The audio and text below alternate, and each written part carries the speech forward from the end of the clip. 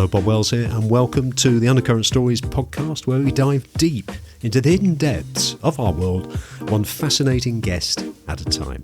For centuries, wolves have appeared in our myths, our fairy tales and our fears, symbols of wilderness, danger, and the untamed world beyond the edge of civilization.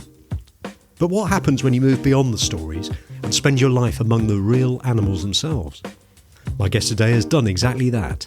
Diane Boyd is one of America's pioneering wolf biologists. For more than 40 years, she tracked wolves through the remote backcountry of Montana and the Canadian borderland.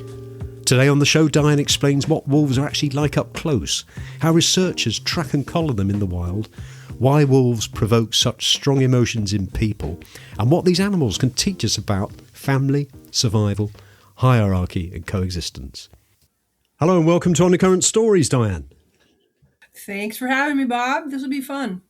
It will be. I've just read your book, A Woman Among Wolves, and I think we were saying just before the show started that one of the privileges of doing this podcast is I get to meet and read books on subjects that I wouldn't normally read about, and it certainly opened my eyes. First of all, could you just tell us a bit about yourself and your life growing up, please, Diane, and what made you take the path that you did in terms of wolves?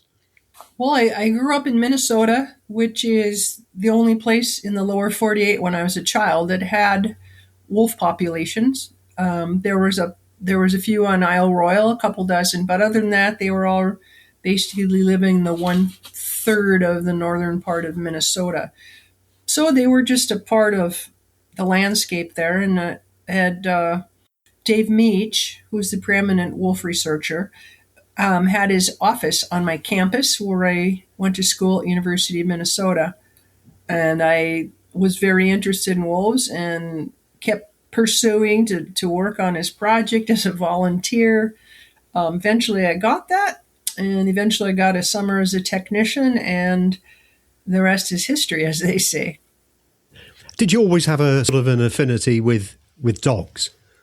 Oh my gosh, yes. Ever since I was a little child, I'm a total dog person, and I wasn't allowed to have dogs as a child until I got to high school. And I always go over and play with the neighbors' dogs and offer to babysit them. But no, to this day, I haven't been dogless for, oh my gosh, going on 50 years now.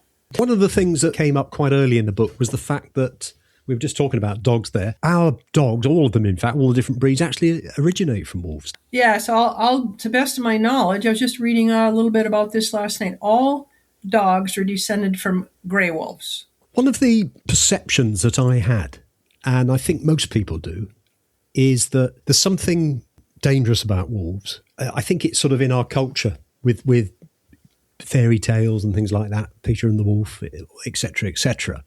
And yet reading this book, that totally diminished. Is that a reaction that you get a lot of the time? Well, I would guess it would depend on the reader. If a person is a biologist or general public or a librarian or a plumber or whatever, any preconceptions they may have. And in my book, I try to tell a really interesting story, and I weave science and fact through storytelling. And I let the reader form their own opinions then, and let them think about what wolves are, and more importantly, what wolves are not.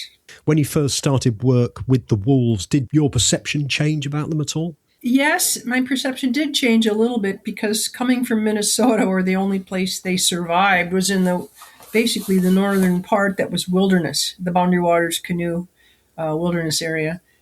And I really thought they were just creatures of the wilderness. But as I came to Montana and wolves began to walk down from Canada, they were never reintroduced to Montana. They did this 15 years before the reintroductions that are so famous in Yellowstone and Idaho. But we have learned that wolves don't prefer wilderness. It's just that that's where we've pushed them back to. So when I came to realize that they are not required to be denizens of the wilderness, that was an eye-opener for me. One of the topics that comes up in the book quite a lot is the difference between wolf recovery, wolf preservation and wolf reintroduction. Could you just explain that for listeners, please? Sure, and I know in the UK, in parts of they're wanting to reintroduce wolves to places where they used to be. So I mostly have worked with naturally recolonizing wolves. So they get there through dispersal. And that's just Yeah. called wolf recovery or natural recolonization versus reintroduction, which entails human intervention and hauling wolves in from somewhere and releasing them from cages or pens. And that tends to be a lot more controversial. I'd like to talk about the tracking of a wolf and the process that you use to actually collar the wolf. But just tell us, please, Diane, what the purpose is of tracking a wolf. So when we use the term track, there's two ways of doing it. Physically following their tracks on the landscape, which I did in the snow in the winter, as well as instrumenting them and feeding them with telemetry tracking devices. For wolves, that's generally a radio collar. So I've done all of that. But the purpose of following them at all is to monitor the populations to see whether they're going up or down, to see if they're expanding. By monitoring the individuals, you can monitor an entire pack by having one animal in the pack instrumented. And the whole point is to hopefully conserve them as a species and also eventually manage them. That's inevitable with wolves because there's always going to be some minimal level of wolf-human conflict. How do you actually set about tracking a wolf and getting the collar on them? Because that seemed to be a big part of the book. It seemed quite a challenge. I mean, you've got the animals themselves, you've got other wild animals like grizzly bears, you've got the wild terrain, the snow, the ice, the rivers, the mountains. It seems very challenging. How do you sort of go about it, Diane? Well, the most common way of putting radio collars on wolves is through using traps, and now more we switched to helicopters, but using old-fashioned, I think you call them gin traps, but steel foothold traps, and catch them by the paw and get there quickly and anesthetize them, and then take measurements, put a radio collar on, assess their health, monitor their vitals, and so forth. There's a lot of it takes a long time to catch a wolf, and I'm pretty good at it. I've done it a long time, but they are the most clever animal in the forest, and a lot of times I think they're more clever than humans actually, and many stories about that. But once you get the radio collar on, then you can do the other things, following them in the snow on tracks. And where I worked, it was densely forested, so capturing wolves by helicopter was not possible. I was interested to note how you got rid of any human scent in relation to the traps. Yeah, wolves are pretty wary. I mean, I took great precautions to boil the traps for a long period of time in alder bark, shredded in a big 55-gallon steel drum, boiling water, alder bark traps outside, and then hang them on tree branches outside for a number of weeks to dissipate any odors, and just handling everything with gloves and just almost like a surgeon. Tell us about some of the stories that you've got, because I mean there's a lot in the book and we haven't got time to go through all of them clearly, but just tell us some about the stories that you faced out of the mud. I'd like to, I think one that listeners would be very interested in hearing is your encounter with grizzly bears. Where I lived in Glacier Park, there are a lot of grizzly bears in the area, and of course they're competitors with wolves, and I would do my best to not encounter grizzly bears. So we didn't follow wolves in the summer to kill sites. If the wolf pack had stopped in a spot for 2 or 3 days, we knew they had killed something, but we couldn't go in there because of the chance of having bears on it. But in the wintertime, we regularly, daily, skied into areas with where wolves may have kills. And in the wintertime, I did encounter every month of the year, surprising to me, that grizzly bears, a large big old male, was out and scavenging on wolf kills. So I've had incidents where I don't know there's a bear ahead of me. I do know there's an old wolf kill and the wolves have now moved off, so it's safe to go in. I won't be bothering them. And I skied up to a bull elk that they had killed, and there actually was a grizzly bear laying next to that carcass, and I didn't know it until I skied right up in the thick trees, and this grizzly bear got up maybe 75 meters away from me. And when it got up through the thick trees, I actually didn't know that it was a bear. I didn't know what it was. I just saw something big get up. I thought it was a moose actually because it was so big. And as it turns out, I went up to the carcass and did my data collection. And as I got done with that, I checked the tracks around the area, and my God, it was an enormous grizzly bear. I could have been his lunch. What are you supposed to do in that situation? I'd heard all sorts of things like you roll up as a ball or run away. Or what's the best thing to do? First thing, you got to just stop, take a breath, and be calm. This was Yeah. before the days of bear spray, so we didn't have anything with us. And just assess where you are and be smart and get and back away from there. And I mean, I already gotten my data, but I still had a few things left to do, so I finished up what I was doing. And when I on my way out, I saw that the bear had circled around me and cut my tracks and stood there in my tracks, assessing me. Yeah. That's a little unnerving. Yeah, I bet it was. I mean, your life though, with for 40 years, I think it was. You were actually living in the environment where the wolves were, weren't you? I mean, you weren't sort of commuting in from a town or anything like that. You were actually living out in the Oh yeah, wilderness. no, I lived in a very simple cabin, pretty rustic. 60 miles off the grid, no water, no phone, no pavement, no power. How did you feel? I guess in many ways, you must have felt quite privileged. I'm a quick learner. Yeah. I came right from Minneapolis, big city, and moved into this very rustic environment. And I worked with several amazing young volunteers. We all shared the joys of discovery. We all lived in the same lifestyle in different cabins in a little collection of an old homestead, and felt very privileged and honored to be at the forefront of wolf recovery and following these wolves in and around Glacier National Park in Montana and British Columbia and Alberta. You started off, I think it was in the late 70s. It must have been quite amazing when you started seeing that the wolf populations were actually increasing substantially. I was pretty surprised. I mean, when I moved from Minnesota to Montana in 1979, when I left Minnesota, there were just about 1,000 wolves in the state, and I came to Montana. Well, we basically had one wolf, and I thought, well, this is interesting. I wonder if it'll catch on. and now, and now there's 3,000 wolves in the West. I mean, it's the wolf recovery has been successful beyond expectations, and it's just been remarkable to be there from the first one. Yeah.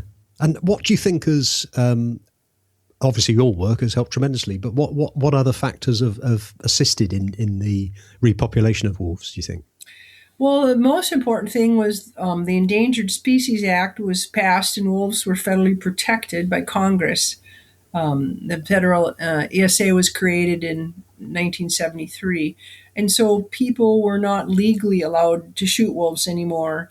It still happened. I mean, there was still poaching and illegal mortality, but most people don't want to go to jail over shooting an animal. So kind of like it gave them a little breathing room, and they just needed to get their foot or paw in the doorway and have that break. And also where they landed up in northwest Montana was in a valley that's very lightly settled, very little humans, occupation. There was only one livestock producer, and he moved his cows out in the winter.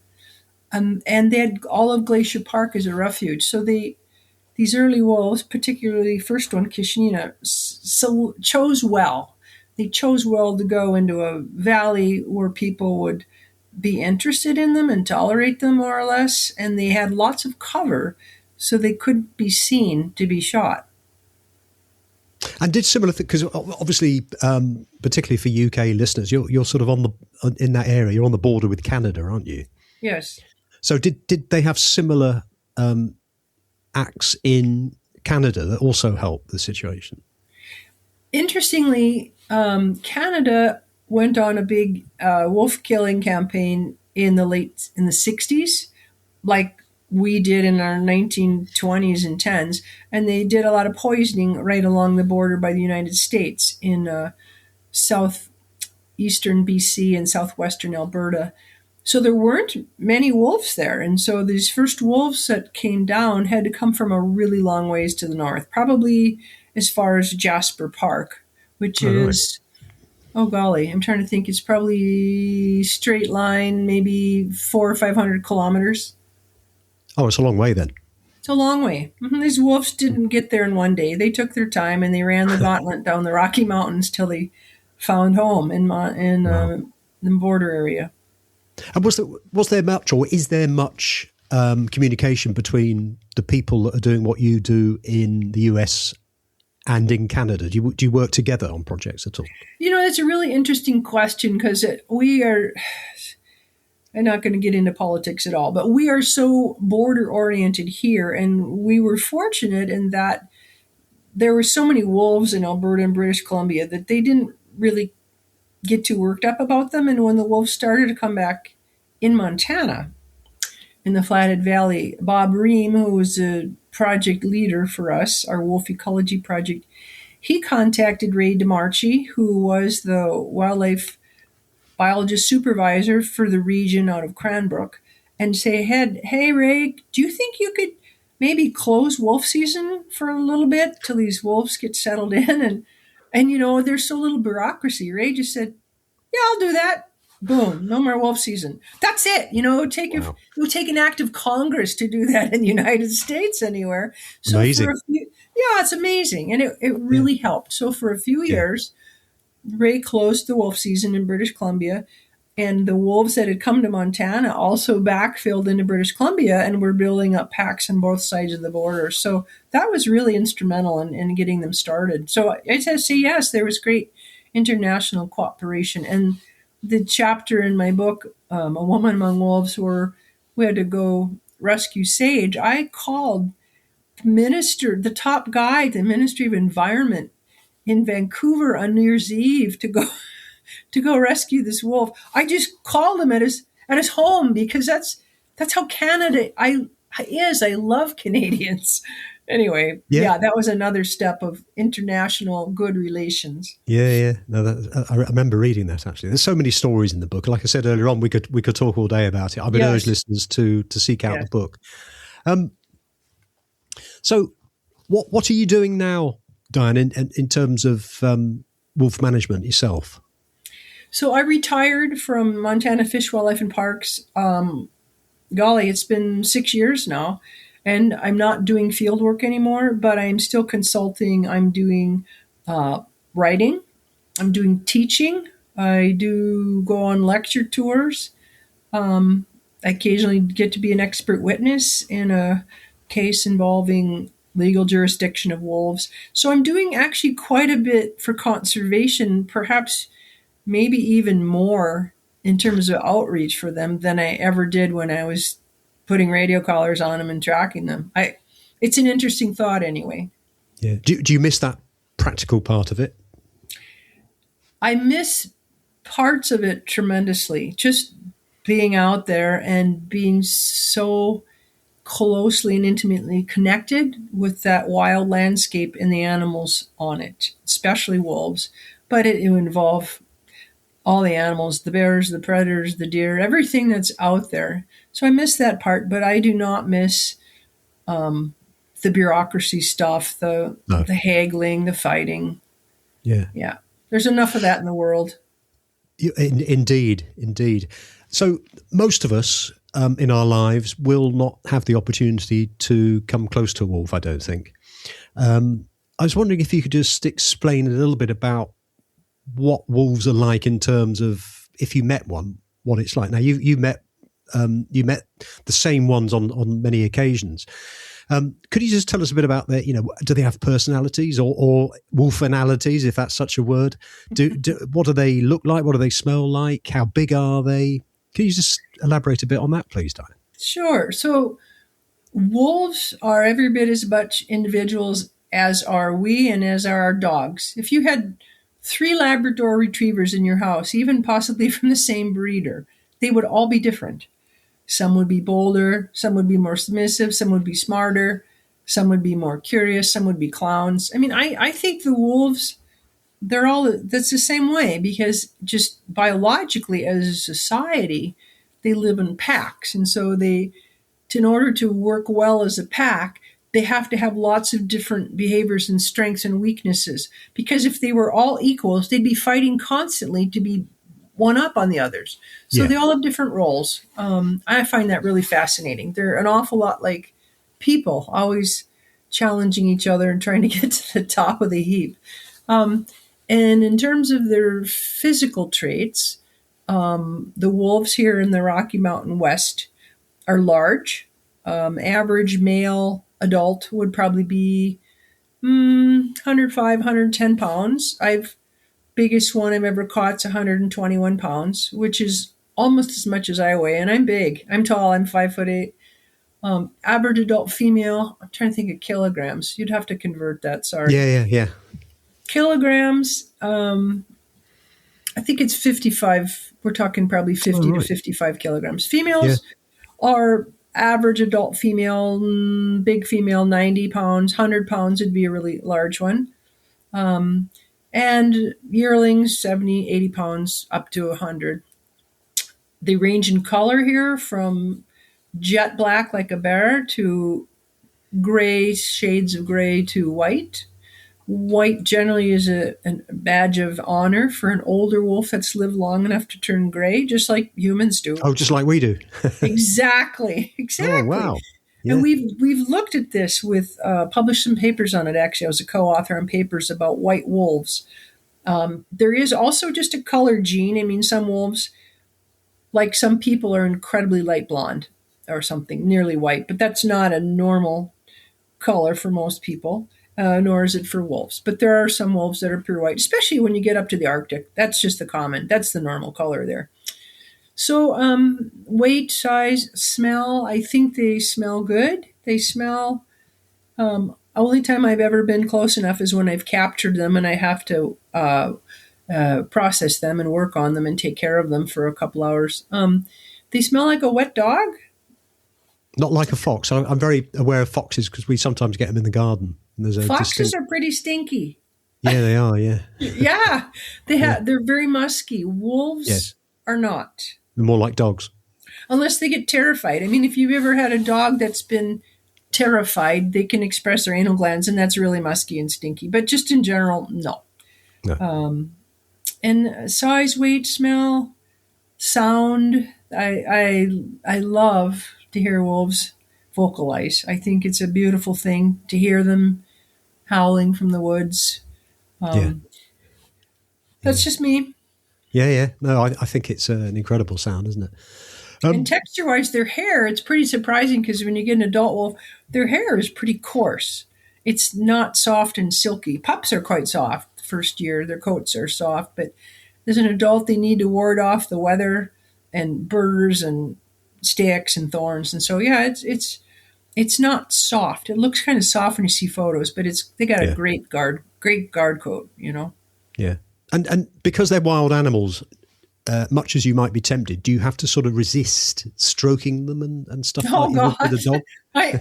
I never in my career have worked ever towards getting close enough to a wolf like that. Matter of fact, if I see a wolf in the wild that is not acting wild, I would do my best to scare it away, much as I'd like to see it, because it shortens their lifespan. They get used to humans. We do not touch wolves. I don't encourage it.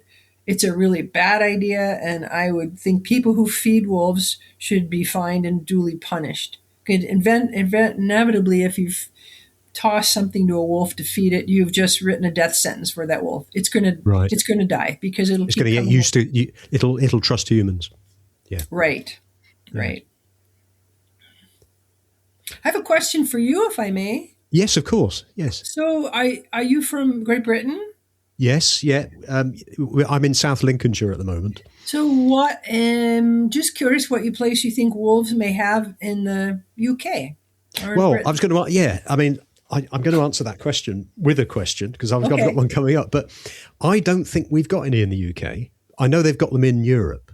Yes. But I don't think we've got them in the UK, have we? Unless I'm wrong. No, there are no wolves in England, Scotland, Wales, Ireland, no. But they were there until the 1800s. But there's a big movement. I shouldn't say big. There is a movement to try to reintroduce them there. Yeah. And and I think that would be great. And I would see similar situations with various factions like there are where you are, where farmers are going to be worried about it. You're going to get people wanting to hunt them for sport. And as I said before, there's this sort of weariness of the animal, I think.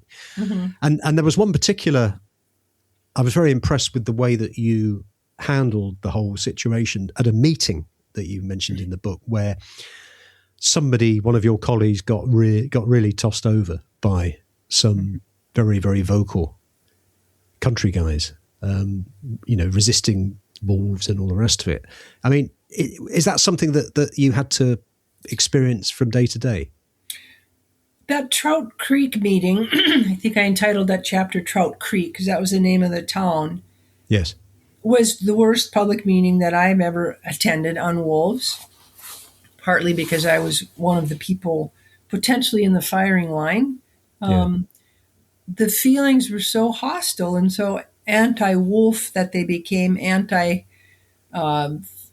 employees, and basically it didn't matter what you said. People were just angry. Yeah. And I actually, because here in Montana, you can carry firearms. I was a little bit, they had on handguns. I mean, I was kind of a little bit worried that things would go Western. Yeah. So nothing happened, but it's just really hard. People get so worked up about wolves. It's not anything about ecology. It's about culture and fear and your livelihood. It's really not about the wolf. No. And we mentioned the UK here and the people that are, or the movement that is planning to bring them back in. What about in Europe? Because I noticed in the book you came over to a couple of countries in Europe, didn't you?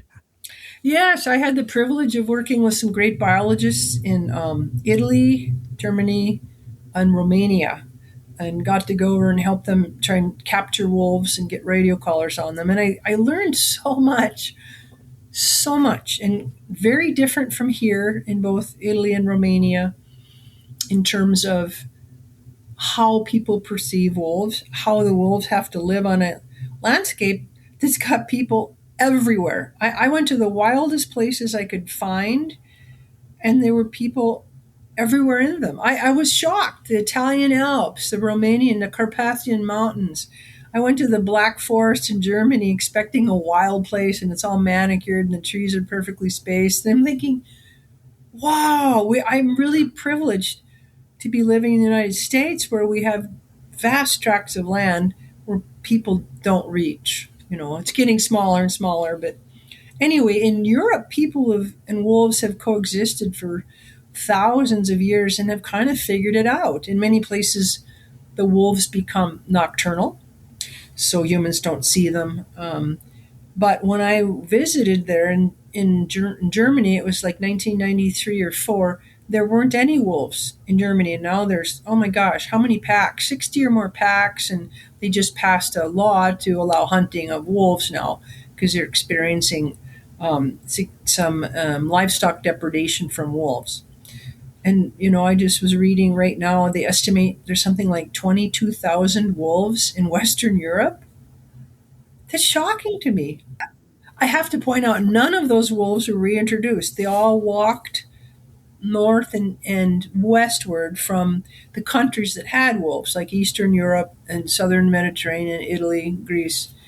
They got there on their own power, but a lot of places where they've chosen to live, there's not a lot of wild prey for them, like in Belgium or Luxembourg or Netherlands. And so there's going to be conflict with humans. Yes. In as much as the numbers of wolves have increased quite dramatically from a very, very small number, what's the dynamic with the gene pool in that? Are they quite interbred or not? They've come from a variety of sources to colonize Western Europe. So I'd say no, they're not terrible. No, they're not inbreeding because they've come from Russia and Eastern Europe, and they're coming from many sources. So they have enough genetic diversity. One of the challenges that they have in some places in Europe, which we do not experience, or to an incredibly tiny degree, but I would say do not experience, is that the wild wolves have been interbreeding some with domestic dogs in the wild, some feral or free ranging dogs. And that's become a concern for the genetic purity of the wild wolves. Yeah. So that's interesting to me. Yeah, because when you look at something like a German Shepherd or an Alsatian, Yeah. they I mean, I don't know whether they are because you've seen them close up, I haven't, but they look pretty similar to a wolf.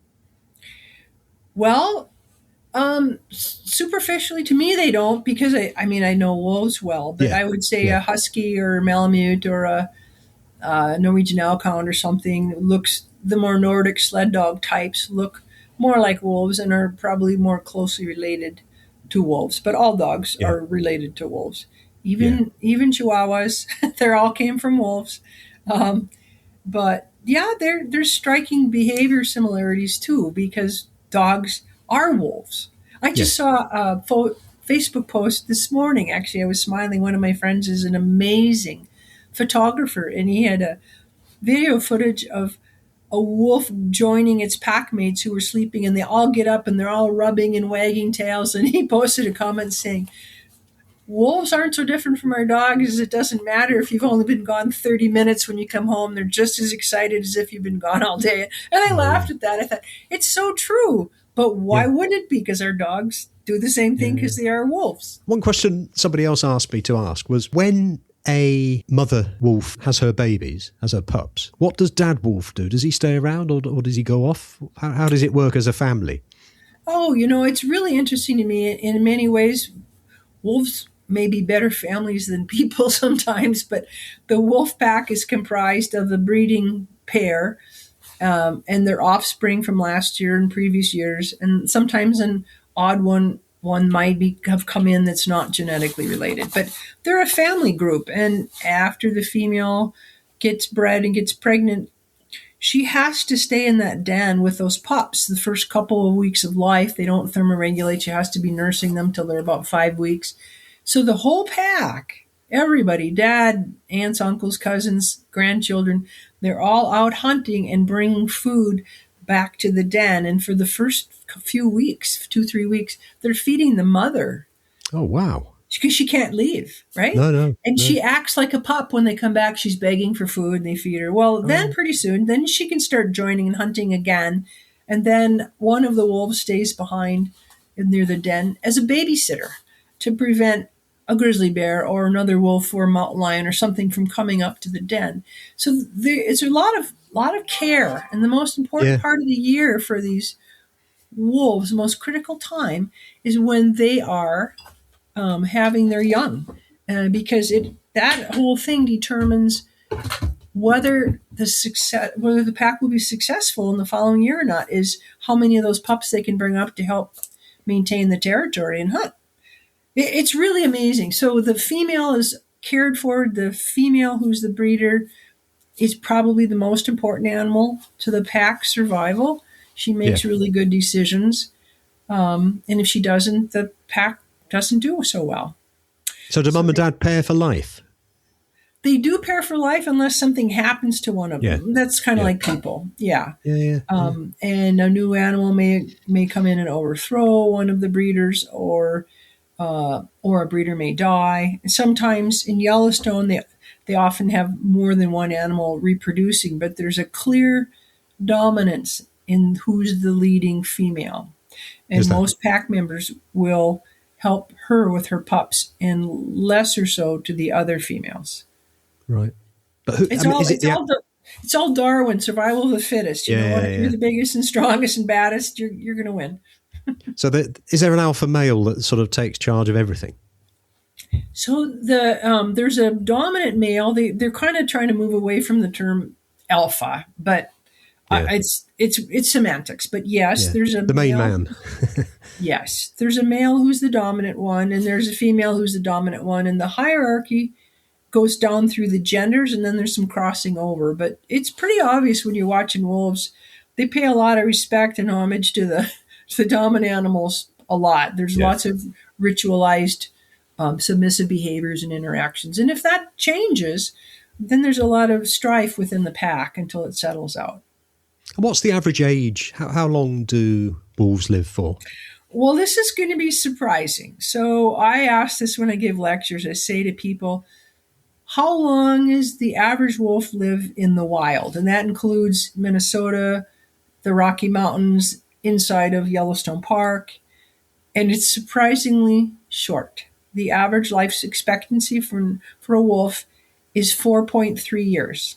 Wow. That Yeah. is short. Yeah. Yeah. That's I didn't short. want to. Yeah. So the reason being, I mean, in a zoo or captivity, a wolf can live to be 15, but Yeah. they're all taken care of. They're vaccinated. They're fed every day. They don't have to fight for their food. No.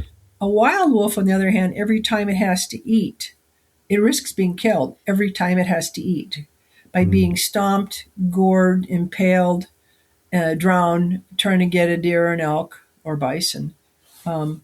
There's a lot of danger in being a wolf. And when they get to be 2 years of age, roughly, that's a time of dispersal when teenage wolves will leave home and go out and look for other wolves or start their own pack. And that's a time of great danger because they're going into an unknown world. They don't have the support of pack members to help them. They aren't a team anymore. They're loners for a little bit. And Oh, so they don't go with a brother or a sister. They just go off on their own, do they? they usually go off on their own, and they're very vulnerable because they'll cross through other packs' territories. And when Yeah. you cross a pack's territory, it's like a gang, right? If you're Yeah. caught, you will be pretty severely injured or killed, most likely.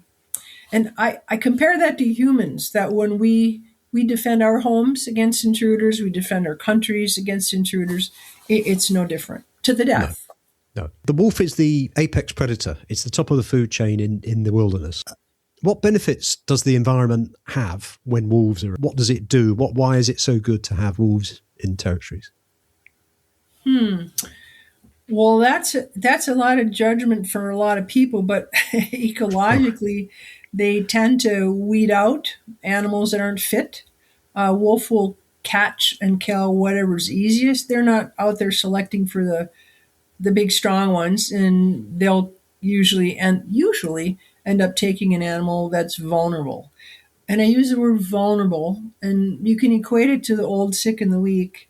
But if a wolf pack had just the right crusting snow condition, and they were chasing, say, an elk, and the elk was punching through the crust while the wolves ran on top, that elk could be in top fitness and nothing wrong with it, but they're vulnerable because of the snow.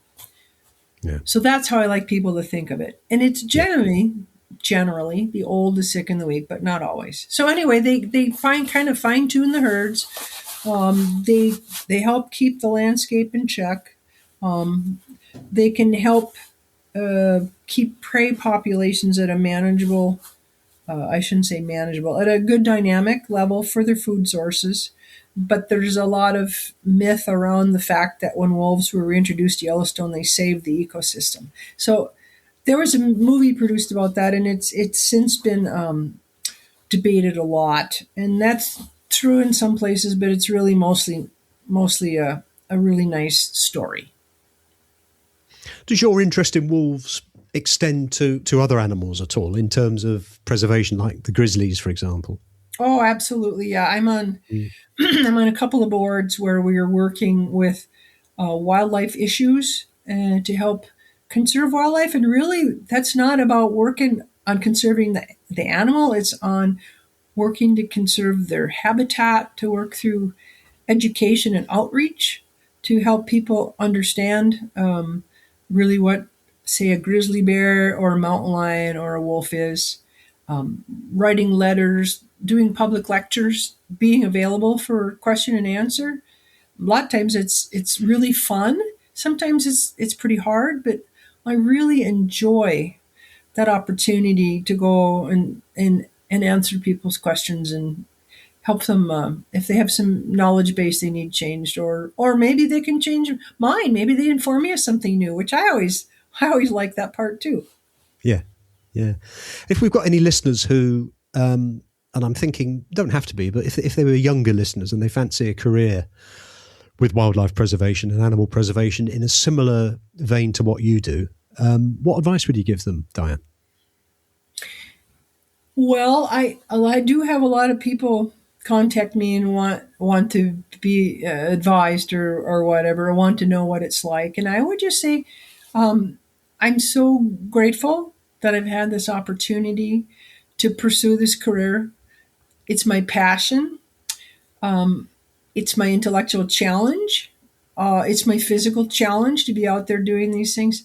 But it's not a moneymaker. So if you want to follow a career to make money, become a lawyer or a plumber. Yes. But it's rewarding, and I feel my ultimate goal is to hopefully help open minds and have people think more along lines of conservation. It's been such an interesting conversation with you. And Oh, this has been fun. like I say, the I read the book, A Woman Among Wolves. It was a lovely book, very well written. And it certainly opened my mind. And I'm hoping that listeners, and I'm sure they will, get a taste of some of those experiences that you put so well in the book on this particular episode. So thank you again for coming on, and thanks ever so much. Thanks, Diane. Thank you, Bob. It's been a pleasure. Hope you enjoyed today's episode. As always, what makes conversations like this so compelling is that they're never really just about the subject on the surface. Yes, this episode was about wolves, their behaviour, their recovery, the science behind tracking them, and the realities of living alongside large predators. But underneath all of this was a deeper discussion about humanity's relationship with the natural world and about the tension between fear and understanding. Listening to Diane speak, what stands out most is not romanticism or sentimentality, but respect. Respect for wild animals as they truly are, not as we imagine them to be through folklore or myth. Her decades spent tracking wolves across remote mountain landscapes reveal creatures that are intelligent, social, resilient, and deeply connected to the ecosystems they inhabit. At the same time, Diane reminds us that conservation is never simple. Wolves inspire wonder in some people and hostility in others, and their return forces difficult conversations about land, livelihoods, wilderness and coexistence. So whether you came into this episode fascinated by wolves or wary of them, I think Diane's stories offer something valuable, the opportunity to replace assumption with observation and fear with understanding. If you'd like to explore more of Diane's experiences, her memoir, A Woman Among Wolves, is well worth reading. It's an extraordinary account of a life lived close to the wild. Thanks for listening to Undercurrent Stories, and I'll see you next time.